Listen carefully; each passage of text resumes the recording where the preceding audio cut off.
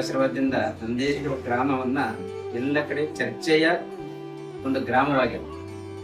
ಒಂದು ಚರ್ಚೆ ಅನ್ನೋದು ಎರಡು ರೀತಿಯಲ್ಲಿ ನಡೀತದೆ. ಒಂದು ಕೆಟ್ಟದ ರೀತಿಯಲ್ಲಿ ನಡೀತದೆ, ಒಂದು ಒಳ್ಳೆಯದ ರೀತಿಯಲ್ಲಿ ನಡೀತದೆ.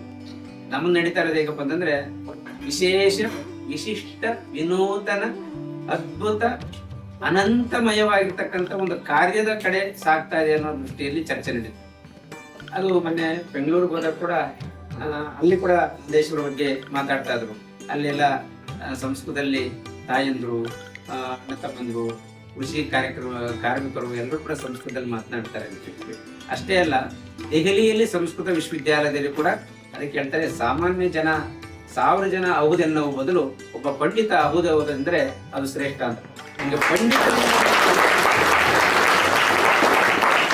ಅನುಗ್ರಹ, ಗುರುಗಳ ಕೃಪೆ ಎಷ್ಟು ಅಂತ ನಾವು ಅರ್ಥ ಮಾಡ್ಕೊಬೇಕು.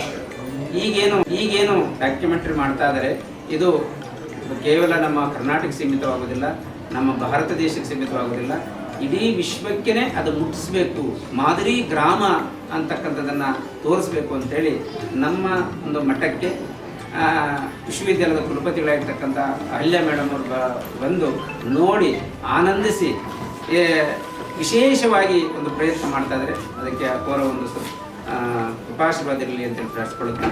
ಇದು ಒಂದು ಹಾಡು ಹೇಳ್ತೀವಿ, ತಾವೆಲ್ಲ ಕೂಡ ಹೇಳ್ತೀರಿ, ಮಕ್ಕಳು ಕೂಡ ಹೇಳ್ತಾರೆ, ದೊಡ್ಡವರು ಹೇಳ್ಬೋದು ಅಂತ ಅನ್ಸದೆ. ಹೇಳ್ತಿರಲ್ಲ ಹೇಳ್ಕೊಟ್ಟಾಗೆ. ಯಾಕಂದ್ರೆ ಏನೂ ಅಸಾಧ್ಯ ಅಂತಕ್ಕಂಥದ್ದು ಸದ್ಗುರು ಶ್ರೀ ಸಿದ್ಧಲಿಂಗೇಶ್ವರ ಮಹಾಸ್ವಾಮಿಗಳವರ ಒಂದು ಏನು ನಾವು ಮಾತಾಡ್ತಿರೋ ಡಿಕ್ಷನರಿ ಅಂದ್ರಲ್ಲ, ಅದರಲ್ಲಿ ಇಲ್ಲವೇ ಇಲ್ಲ. ಯಾಕಂದ್ರೆ ಮೂಕಂ ಕರೋಚಿ ವಾಚಾಲಂ ಪಂಗುಂ ಲಂಘಯತೆ ಗಿರಿ ಜನ್ಕೃಪಾ ತಮಃ ಮುಂದೆ ಪರಮಾನಂದ ಮಾಧವಂ ಎಂಬಂತೆ ಮೂಕನು ಕೂಡ ಮಾತನಾಡಿದ್ದಾನೆ. ಉಂಟ ಕೂಡ ನಡೆದೇ ಇರ್ತಕ್ಕಂಥ ಎಷ್ಟೋ ಜನ ನಡೆದಾಡಿದ್ದಾರೆ ಗುರುಗಳ ಕೃಪೆಯಿಂದ. ಅಂತಹ ಒಂದು ಸಾಮರ್ಥ್ಯ ಇರ್ತಕ್ಕಂಥ ಸದ್ಗುರುಗಳ ಕೃಪಾಶೀರ್ವಾದ ನಾವು ನೀವೆಲ್ಲ ಪಡೆದಿದ್ದೀರಿ ಅಂತಂದ್ರೆ ನಾವೇ ಧನ್ಯ.